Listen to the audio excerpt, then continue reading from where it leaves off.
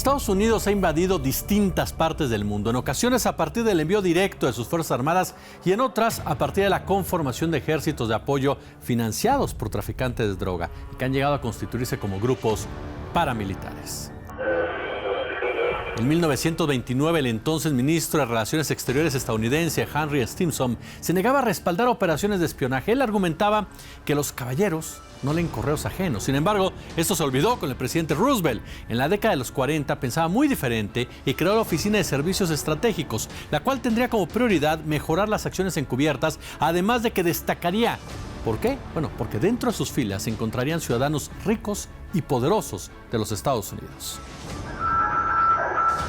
Algunas de sus primeras operaciones de espionaje anglo-estadounidense fueron en 1943 en la Italia fascista, acciones que al poco tiempo se extenderían hacia la desestabilización de movimientos políticos y sociales, así como de gobiernos extranjeros, mediante estrategias de guerra económica, psicológica y también asesinatos. Y después de que la OSS fuera abolida, esto dio paso, ¿sabe qué?, a la creación de la CIA, de la Agencia Central de Inteligencia, creada en 1947 bajo el mandato de Harry Truman, quien veía con recelo la instauración de regímenes comunistas sometidos a Moscú en Polonia, en Alemania Oriental, en Hungría, en Rumania, en Checoslovaquia, así como la aplicación por parte de Stalin de una doctrina de soberanía limitada al colocar en los estados del este de Europa bajo el control de oligarcas locales, del brutal Ejército Rojo y de la KGB, los servicios secretos soviéticos. La influencia de la CIA en Europa se dio de manera contundente en Italia, España y Francia, demostrando cómo serían las cosas de ahí en adelante. A través de guerras secretas, derrotaron, destruyeron en algunos casos a los partidos comunistas que sí, gozaban de una fuerte presencia en esas regiones. Y nos trasladamos a América Latina. En 1959 en Cuba daría inicio una de las operaciones más famosas de la CIA, la Guerra Secreta contra Cuba, después de que en ese mismo año fuera derrocado el dictador Fulgencio Batista por la Revolución Popular, encabezada por el guerrillero Fidel Castro, el histórico Fidel Castro. En dicha operación perpetrada por la CIA, destacaron personajes del crimen organizado como John Rosselli, San Giancana y Santos Don Santos, traficante junior, puesto que ellos también perdieron sus propiedades en Cuba, esto por la revolución. Se puso en acción la Operación 40, que realizó asesinatos, secuestros, destrucciones de propiedades con la finalidad de desestabilizar al régimen cubano, que incluso, déjeme decirle, esto se llevó a cabo con una operación de un subgrupo llamado ZR Rifle, que tenía la misión particular, ¿sabe de qué?, de asesinar a Fidel Castro, a Raúl Castro y a Ernesto Che Guevara, estando dirigido ZR Rifle por Howard Hunt y bajo su mando Rafael Chichi Quintero, Luis Posada Carriles, ¿le suena?, y Félix Rodríguez. Sí, el mismo Félix Rodríguez que participó en el asesinato del Kiki Camarena, además de Frank Sturgis, mismos que además estarían activos décadas después en una gran variedad de actividades en comunión con la CIA,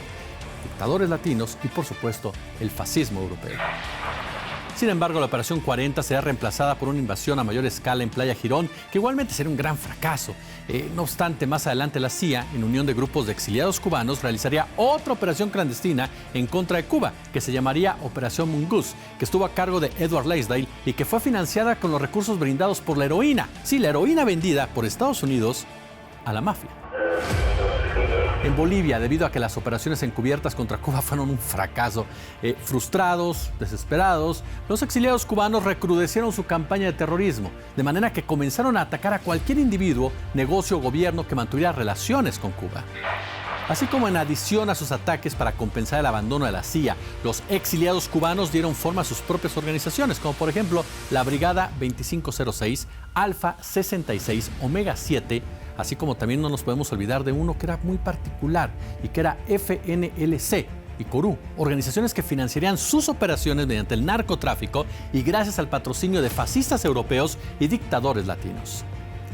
Estos personajes unieron fuerzas con generales argentinos, Causa Internacional, el brazo político de la iglesia de Sun Myung Moon y los amos del cártel de cocaína boliviano. ¿Para qué? Para poner al narcotraficante Luis García Meza en la presidencia de Bolivia en 1980, por lo que en Bolivia, durante ese año, se logró encumbrar a un gobierno de una auténtica mafia cívico-militar, que se fortaleció mediante el flujo ilícito de dólares provenientes de ¿qué? Insisto, de la venta de drogas y el consecuente amparo de la corrupción que esto conlleva, así como, por supuesto, el abuso del poder. Y la CIA sabía absolutamente todo esto y lo apoyaba. Y todo lo cual, a su vez, sería producto de una larga secuencia de golpes de Estado militares, como el perpetrado por el general Barrientos en 1964 en ese país, pero particularmente a partir del golpe de Estado cívico-militar encabezado por este inefable Hugo Banzer, este asesino, para derrocar al presidente de izquierda, a Juan Torres, ocurrido entre los días del 19 y 21 de agosto de 1971. En 1973, la CIA derroca y asesina a Salvador Allende, quien fuera el primer líder socialista democráticamente electo en América Latina, iniciando los problemas para Allende después de que nacionaliza las empresas de propiedad estadounidense en Chile, como por ejemplo, no olvidar a la International Telegraph and Telephone, quien ofrece a la CIA $1 millón, sí, $1 millón, ¿sabe para qué? Para asestar un golpe de Estado en Chile. La CIA logra reemplazar a Allende con el general Augusto Pinochet, quien va a torturar, va a asesinar a miles de sus compatriotas en un trato despiadado contra líderes, trabajadores y la izquierda política. La historia de la CIA en México entre 1956 a 1968, así como la de su jefe de estación, Winston Scott, se destacará porque Scott va a incorporar nada más ni nada menos a altos funcionarios del gobierno federal mexicano en la nómina de la agencia de inteligencia. Y toda vez que Scott era el responsable de poner en funcionamiento en nuestro país la llamada red Litempo, mediante la cual se comprarían nada más ni nada menos los servicios de funcionarios mexicanos y de otros países para que estos trabajaran a favor de los intereses del gobierno de Estados Unidos. ¿Sabe usted quiénes estaban ahí? Los servidores públicos mexicanos registrados en la nómina de la CIA eran Gustavo Díaz Ordaz, así como también Luis Echeverría, sin olvidar al jefe de la policía secreta, a Fernando Gutiérrez Barrios, quienes tendrían como objetivo principal dentro del plan Litempo la cooperación de dichos funcionarios y la CIA para detectar, dicen, a grupos subversivos y comunistas. Escenario dentro del cual varios funcionarios mexicanos y el cártel de Guadalajara proporcionarían una importante ayuda a los Estados Unidos en su lucha contra el gobierno sandinista al colaborar con la contra nicaragüense. Y respecto a ello, entre 1985 y 1996, decenas de testigos revelarían que funcionarios del gobierno de México colaboraron con la CIA para desarticular movimientos de izquierda en la región, apoyándose en narcotraficantes del cártel de Guadalajara a partir de permitírseles traficar droga como pago por la ayuda a la política internacional de Estados Unidos. Pactos de la CIA con el clan de Félix Gallardo, que también entablaría al sur del continente con Pablo Escobar, lo que llevaría posteriormente a que gracias a la CIA los dos capos se encontraran y entablaran relaciones fortaleciéndose así del narcotráfico durante la década de 1980. Y en adición a ello se consolidaría la época en que el gobierno federal mexicano tendría un control casi total de la siembra y el trasiego de la droga, por lo que no había casi ningún cargamento que no pasara por el permiso y la vigilancia del Ejército Mexicano, de la Dirección Federal de Seguridad y de la Policía Judicial Federal, consistiendo el control en estar arreglado con el Ejército, la PGR y la DFC, de manera que bajo una estricta supervisión se podían sembrar 50 o 60 hectáreas, requiriendo por supuesto el permiso del jefe de la zona o región militar.